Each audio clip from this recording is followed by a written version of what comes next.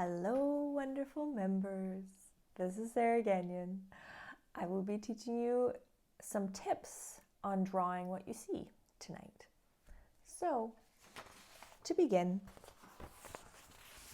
we're going to be learning drawing, and we're going to be working from animals tonight, mostly because animals show you if you're off faster, so they work really well for a beginning point. Something that, before we start, studies show that the people who learn the best, retain the most amount of information, and have the most amount of fun are the ones that take the pressure off.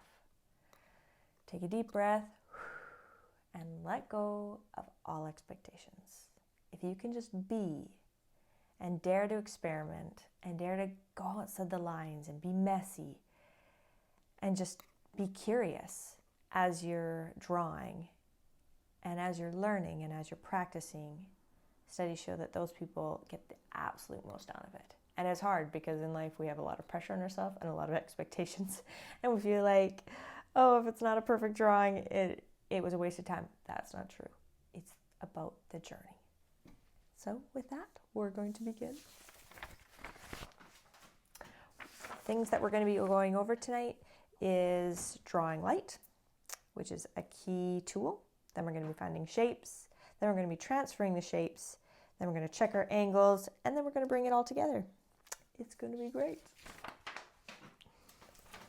To start with, about 90% of people, when they first start drawing, they draw like this, dark, all in one continuous line. What you guys want to do is you want to sketch little tiny motions. Sometimes they'll even go like this, I'll say in my head, to try and help break it up. The reason why this is ideal and this is not ideal is the line that you put down is not necessarily the line that you're going to end up with. So if you put it on really light, you can erase it really easy. But if you put it on really dark, it's pretty hard to erase. It usually just like stays there the whole time. So 1, it's easier to erase. 2, it's easier to actually shape and guide a certain object. Because every turn, every time you lift your hand up from the paper, it's like a new opportunity to change directions versus trying to keep it all and keep the direction accurate. It loosens it up. So for this first exercise, what you guys are going to do is you're going to look at something. I've got this sheet available, or you can use any sheet. But the goal for these next 5 minutes is to just draw as fast as you can and as light as you can. So let's say I was drawing this dog. I'd go, okay, I'm going to be pressing a little bit harder on the video so that you can kind of see it better. But you guys want to get it really, really light. So light that you can just see it barely. So as I'm putting this down, I'm just going, okay, that's an oval, that's a circle. This is kind of like another oval down here, kind of like a rectangle, and then another kind of rectangle, another rectangle. You can kind of put the details in, but don't worry too much about details. That one would be done. As you can see, it's very rough. I'm not worrying about getting it exact. I'm just trying to get as much of this information onto here as I can and learn to draw light. Like your goal is to get it so it's this light. The problem is on the video, you might not see that as clear. That's why on this one, I'm pressing a little bit darker. But your goal is to get it super, super light. Something that can help is if you hold your pencil further back. Actually, a student inspired me on that one. A 9-year-old student. He was like, wait, this works better. I'm like, whoa, you're right. So if you hold it back further, then you're not pressing as hard. The closer you hold, usually the harder. It just helps you stay really loose. So give that a try, and then I'll see you in a bit. Welcome back. The next thing we're going to be doing is learning to find shapes within shapes. So on this page, I've got our 5 basic shapes: our circle, our oval, our rectangle, our square, and our triangle. Your goal for this exercise is to find the number of shapes that are underneath here, the number of these shapes in here. Now, a tip is if the edge is rounded, then you're going to be using one of the round shapes. If it's got a point or a corner, see, this has got a point, this has got a point, this has kind of got a corner, that's when you would look into one of the shapes with the corners. So start with looking at the edge and then put your perspective shape in it. So when I look at this one, I'm not going to do all of them because I want, I don't want to give them all off. But this one, I see a circle and an oval. And then this would be, this could either, so you can do a triangle in this one and just cut the edges off. So you could do that with any of these shapes. So that's what I'll do with this one is I'll use a triangle and I'll just cut the points off. Or you can use 3 circles is another option. There's not really one right way to break these down, but there's a wrong way. And the wrong way is to try and put shapes in the middle and fill every crack and crevice, or put too many shapes. The least amount of shapes you can get, the better. So I'll do 1 or 2 more. This one, it could be 2 because it could be a triangle here and a triangle here, or it could be a circle in the middle with a triangle on each side. So what I recommend is take this shape, break it all into shapes. One more thing is these lines right here and here are here to distract you. So if any of the shapes have lines within them, you want to ignore the lines and just look at the outside. So this shape is actually this shape without the lines. So you just want to look at this outside shape and go, okay, in that outside shape, what 2 of these shapes could I fit in there? And I'll give this one to you. It's an oval, another oval is what my eyes see. So you guys can go do that and just practice breaking these shapes, like practice finding these shapes within this. Welcome back, everyone. Now we are going to be, now that you found the shapes in that big sheet, now we're going to find the shapes in here. So it's the exact same thing. You're going to start, well, I usually start with finding the head. So I'm going to go over here and I'm going to go, okay, that's a circle. Then this is another circle. This is another circle. I'm pressing really hard so you can see it, but you don't have to press this hard. Oval, and then a bigger oval, and then a rectangle. So now I'm coming over here. What I recommend is break them down into do about 5 of them, and then you can transfer it over. So when it comes time to transferring over, you're just going to look at the shapes. You're going to go, okay, here's your circle from here. Here's an oval. Here's a smaller circle. Oval going this way, a bigger oval. Then you're going to connect the edges of those ovals. So I'm connecting the edges of the ovals. And then my rectangle. Oh, and the edges here I can connect to. And for the tail, you can actually put shapes behind the tail if you want to. So you can put a circle here, and then the tail goes through them. Then I'll do another one. This guy's got a circle, and then smaller circle, bigger circle, triangle, triangle, rectangle, circle, rectangle, circle. This one, you could do it a circle and a triangle, or you could do it a square right here with a triangle, and then a smaller circle, a bigger circle. It's really important that when you've got shapes on top of shapes, that you just get the outside shape first, and then you can put these shapes on top. And then this could be a circle with a triangle, circle with a triangle. For the whale, I would do a circle, and then a smaller circle, oval, circle, and circle. This guy, I see it as a circle here, an oval here, circle here, oval, oval, rectangle, rectangle. This I would see as an oval and a triangle, an oval and a triangle. This would be a circle, oval, triangle, triangle, or you could do 2 triangles. Different brains will see it differently. And then I'm going to put a circle, bigger oval, oval here. Shapes can overlap into shapes. You see how this arm is overlapping into here? And then circle. This would be a circle with maybe a smaller oval at the end. Or you could even do a square with an oval at the end, or a circle at the end. Here I see a circle, and then the ears are triangles that go into this. Smaller circle, oval, circle, and circle. The body I see as a circle, and then a rectangle, another rectangle, circle, and circle. So now I'm going to transfer some of those over. So I'm going to do the whale. I'm going to go, okay, bigger circle, smaller circle, oval, oval, and oval, and then connect them, connect around the edges, and I've got my whale. Now you're starting to see how a lot of lines like these shapes we're putting down, but we're not necessarily going to leave them. That's also why drawing really light is important, because you're putting down lines that you know that you're going to be erasing afterwards, just so you can find the shape.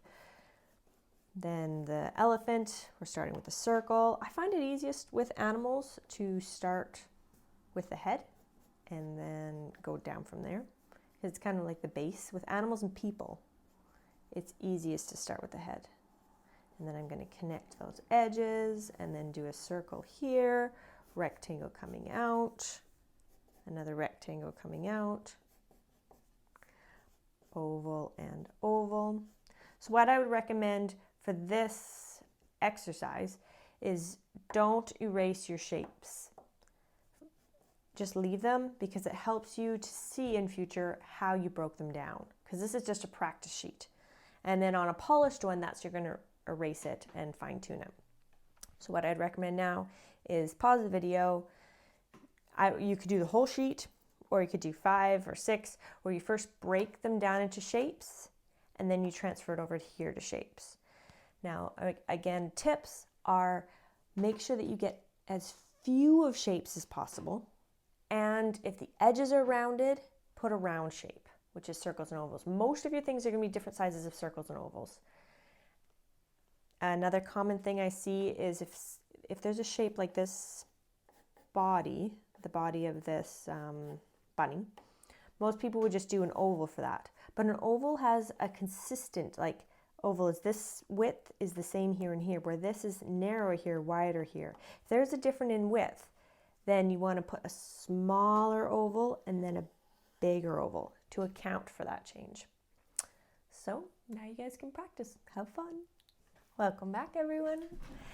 The next tool that we're going to be learning is angles. So there's 2 ways of doing angles. One is you look at an animal, in this case our bunny, and you're going to use straight lines, no curved lines. So when I'm doing this guy, it makes it easier if you actually put the lines on there, because just like a little bit longer lines, so you can see the angle, and I could look at this angle in comparison to here, how vertical or how horizontal. And then I would come over here and I go, okay, that's straight, it comes up, comes down, and I'm just looking at these straight lines and trying to make my lines look like that. Going, okay, this one's long this way, and it's angled quite a bit this way. This guy is over here. Now, warning, it is extremely hard to draw straight lines light. 10 out of 10 people, as soon as they do a straight line, they're pressing hard. But you want to keep this fairly light, and you're just looking at the angles. The reason why you do this is like the foundation of the drawing.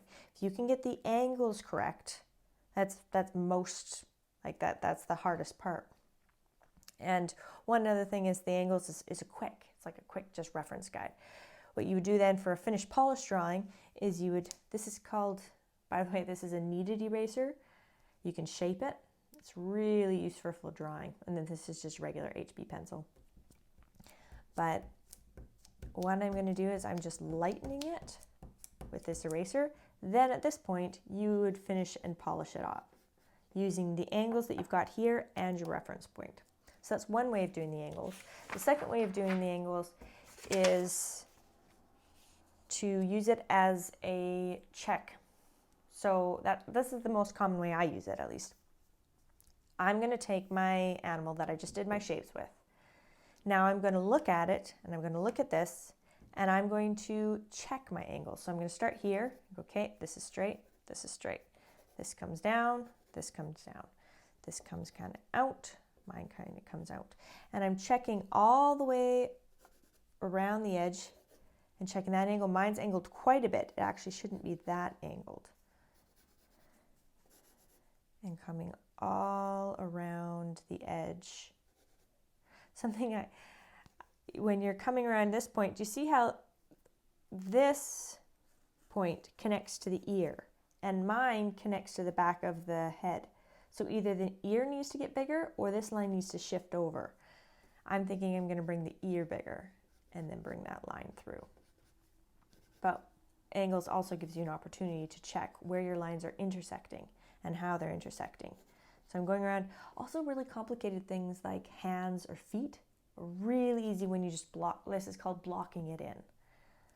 So now I've done my shapes. I've checked them with my angles. If this was a finished polished drawing, we would then erase this or just lighten it, then use this for our finished polished drawing. So what I'd recommend now is pause it, draw a couple of them just using angles and practice drawing with angles. What you don't want to do, and what I see done a lot of times in this, is people go like this. Now you are using straight lines, but your brain is not using the angles. For your brain to see it as angles, you want your lines to be as long as possible. So it's going to look boxy. It's not going to look like a finished polished drawing. It will look like a robot version of your drawing. But the longer you can get your lines, the better. And if you can get your lines light, because as you can see, what we're going to be doing here is we're going to be lightening them after and drawing over top of them. So you don't want them super dark. And then after you draw one just from here, then you're going to grab your ones that you did your shapes with and then check the angles on them and go, okay, and go all the way around just checking this. It really helps if you draw actually on the sheet. So you guys can go for it. Welcome back, everyone. Now what we've done so far is we've learned how to sketch really light, find our shapes, transfer our shapes over, check our angles. Now we're going to bring it all together and do another tool that's called checking it upside down. So let's say that this is more of a finished drawing, meaning we really want to, we're not practicing anymore. We're doing a drawing either that we're going to paint or a drawing that we're going to shade in. So what I do when I'm starting a drawing, let's draw this guy, is start with looking at my shapes. So here I see an oval. Oh, one other step. When you guys are doing your shapes, an important thing to do is we drew, we're just backing up again, we drew the shapes on here. But the goal is that you can look at it, break it into shapes, and transfer it over here on shapes. Because there's often pictures that you can't actually draw the shapes on, like you're using as reference. So when you're going over here, you go, okay, this looks like an oval. I'm going to transfer it over here in an oval. That looks like a circle beside it. That looks like an oval with a triangle. And so you're looking at it, breaking it down into shapes, and then putting it on here in shapes. And so that's what we're going to do when we're doing this finished drawing, is we're going to look at it, break it into shapes in our heads, and then transfer it just using the shapes. So when I look at this, I see a oval, and the oval is tilted. That's where I'm kind of using my angles too, to know where that's put. And then there's another oval going this way. And then there's a kind of an oval, and then a rectangle, and then a triangle. Yeah, and there's also a line here and a line here, and then there's a tilted rectangle. So now I've just really briefly put the shapes in. Now the next thing I'm going to do is I'm going to check my angles. So I'm going to go around and I'm going, okay, what's this angle? All right, what's this angle coming up? Whoa, mine is way off. So let's just adjust that. Go like that, then it's going straight, and then going down, and then it comes out and down and over. This area underneath the beak, it comes down here, straight. This angle is way different from mine. So I want to do, let's make that beak a little narrower. I'm going to angle it and then bring it out.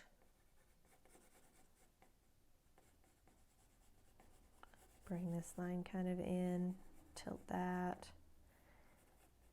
And even looking at where does that line up with here, it lines up right beside it. So let's bring that a little bit lower.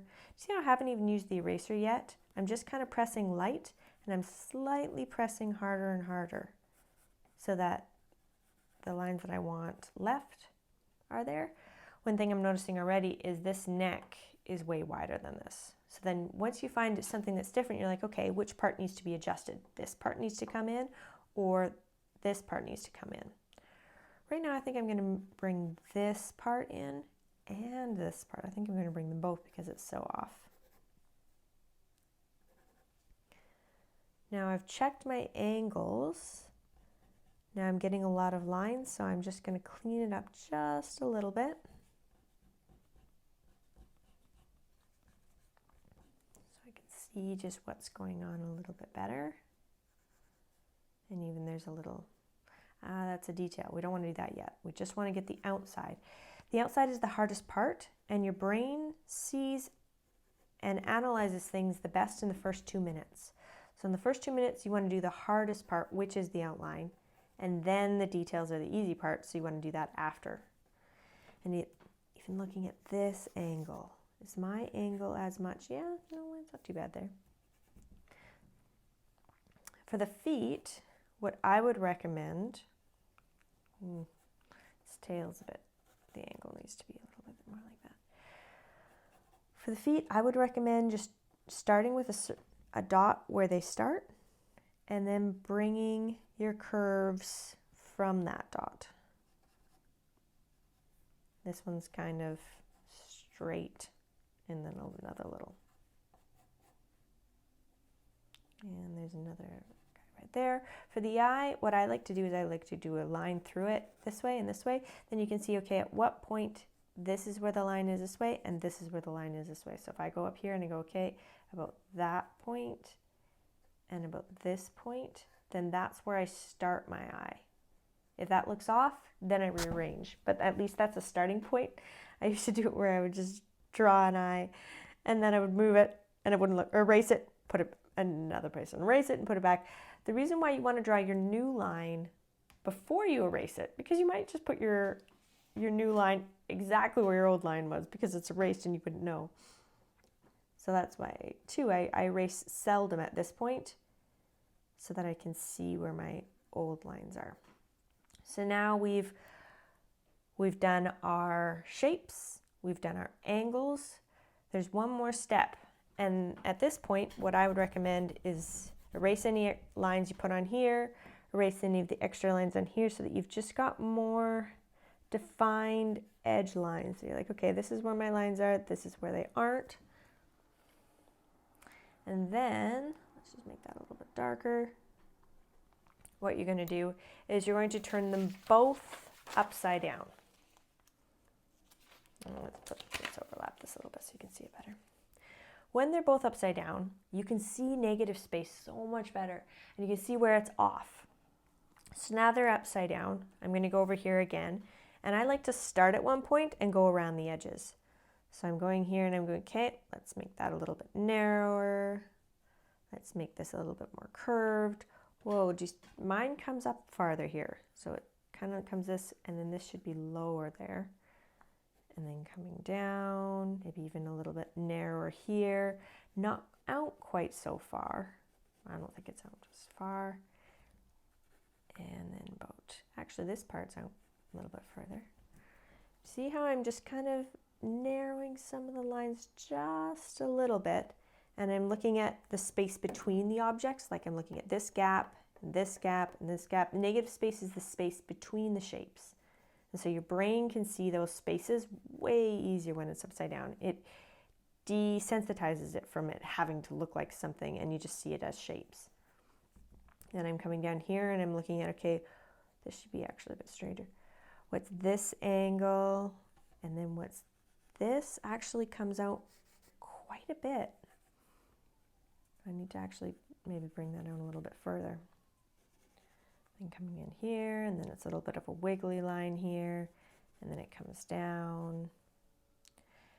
And as you're checking it, you can see even where the legs overlap the tail. Mine's a little bit off where my legs overlap it. So I might bring my tail a little bit further or a little bit closer.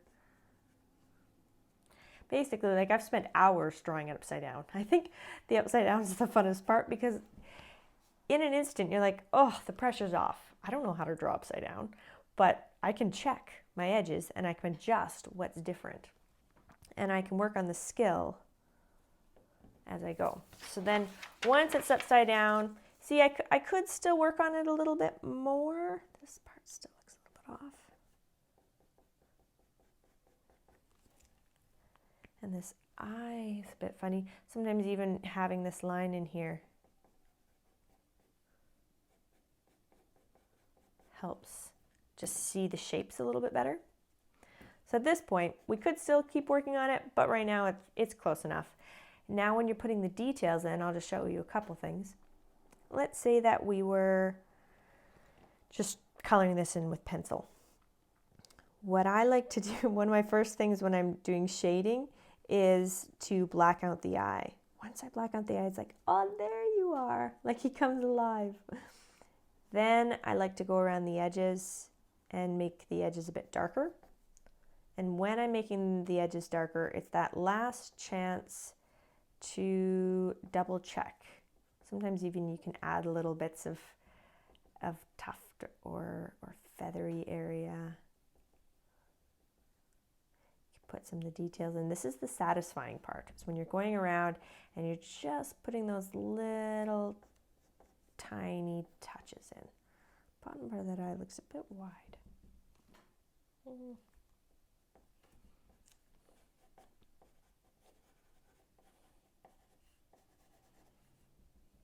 Redefining these edges, putting a little bit of those extra lines in. I think his eye's in the wrong spot now that I'm looking at him more. It looks a little off around the eye. Looks too close, like looking at this gap and this gap and this gap and this gap. It should be higher. So once you've darkened your line, it's a lot harder with the kneaded eraser to move it. My recommendation would be at this point to use a white eraser because it just works better than the kneaded eraser, especially once your lines are darker. But let's try that. Always check twice before you start shading it in, because once it's shaded in, it's pretty tough to get it lighter again. But I like that better. Still, I think a bit too far, but that's okay. Then when you're looking at shading, let's just get the bottom edge. The eye is like the most important. The eye is what makes him come alive. I hold the pencil lower like this. And then I'm kind of doing little squiggly lines. The key with shading is to press hard and then slowly pressing lighter without it being a line. So if you're pressing hard and then you're pressing light, do you see how there's a line between the two colors? Here there isn't a line. So you're either doing little circles pressing hard and then pressing light, or a little like cross hatching pressing hard and then pressing light. There's a lot of different ways of doing it, but you want to ease off the pressure and not get a line. And then you're looking at where is it the darkest and where is it the lightest. So it's darker in here, it's dark on that side. If it's an animal with feathers, You also want to look at the direction of the strokes, or the direction of the feathers, because if you put your pencil lines in the same direction as the feathers, that will make it all go in unison, go a lot better. So I'm pressing harder and then lighter. Here it's quite hard and then lighter because it's underneath, it's in shadow.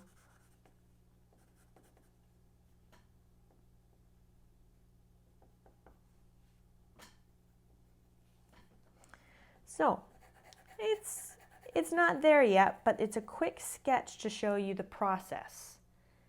Starting with your shapes, then you break it down, then you transfer the shapes, check your angles, then erase some of the extra lines, turn it upside down, check it upside down, draw it for a while upside down, turn it right side up, then you can go and you can put the details in. You can go around the edges and put the details in and so on and so forth. So many people, when they first start drawing, they would go like this. They would draw the beak just perfect. And I did this too when I first started drawing. They would draw it just perfect with the edges. And they would shade it as they go. And then they would put this part in, and then they would add the eye.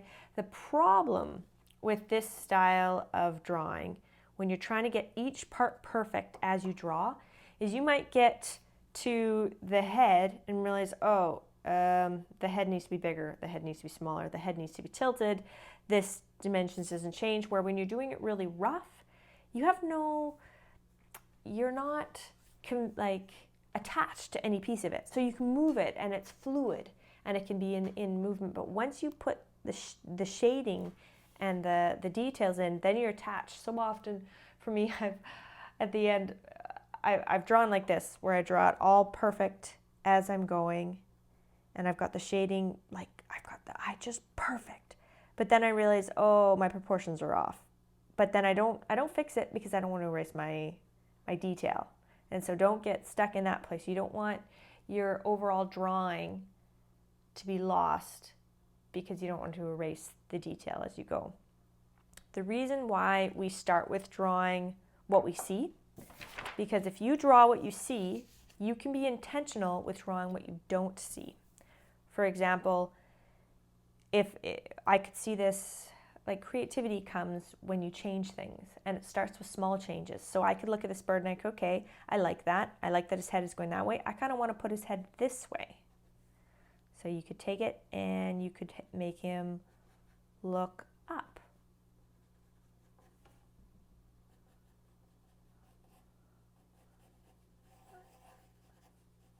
And then you do all your shapes. The only difference is instead of it looking that way, it's looking up.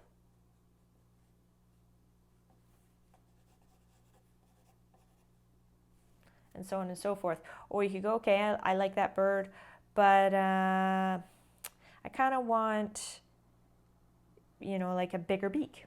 So, okay, let's see it with a bigger beak.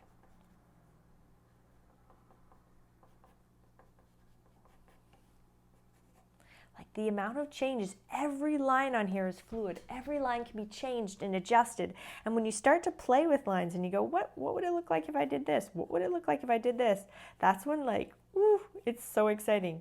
But you can't actually consciously change it unless you first can confidently draw what you see. Because if I can draw what I see, then I can be confident and know, okay, I see that, I could draw it like that, but instead I want to draw it different. I want to be creative. I want to put my essence into it. So it's really important to, on a regular basis, practice drawing what you see, and then also start practicing changing what you see and making it something new. It's really exciting. So drawing is the biggest foundation of all the arts, as I was saying earlier. One famous artist was asked, if you had one piece of advice to new artists that want to get better, what would you say to them? And he was like, draw every day, even if it's only for 10 minutes. And I read that and was like, okay, I can do 10 minutes. When I first started drawing, I didn't like it at all because I just wanted to paint. I wanted to put color on, but I think I painted for 4 years before I started drawing. And at first I was like, I can why is everyone talking about drawing? I can paint without drawing. But then I was so limited to my very simple landscapes and my very simple flowers, and they started to look flatter and flatter as I went along. And I realized, oh, if I want to get depth, if I want to get life, if I want to be able to paint anything I want, I need to learn how to draw. And so I read that article at, 10 minutes a day, I can do that. So I would just practice these tools for 10 minutes every day, just looking at them and drawing and looking at them and drawing. And it got easier and easier, and it got more and more fun until it becomes alive. So what I recommend is, like, I keep a little sketchbook in my purse and a little thing of drawings. So I can just, if I'm waiting at appointments, I just sketch for a bit, or I have a little notepad by my bed so I can sketch before bed.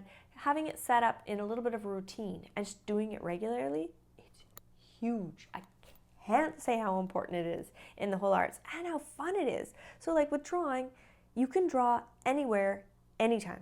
All you need is a pencil and paper. No setup, no takedown needed. You can draw what you see anywhere, and it's super fun. And you can use these tools in any situation, and it simplifies things. So I wish you guys all the best with your drawing and your drawing journey. And if you have any pictures of drawings that you've just done, I would love to see them. I'd love to be part of your journey and see what you're doing. If you have questions, don't hesitate to ask. All the best.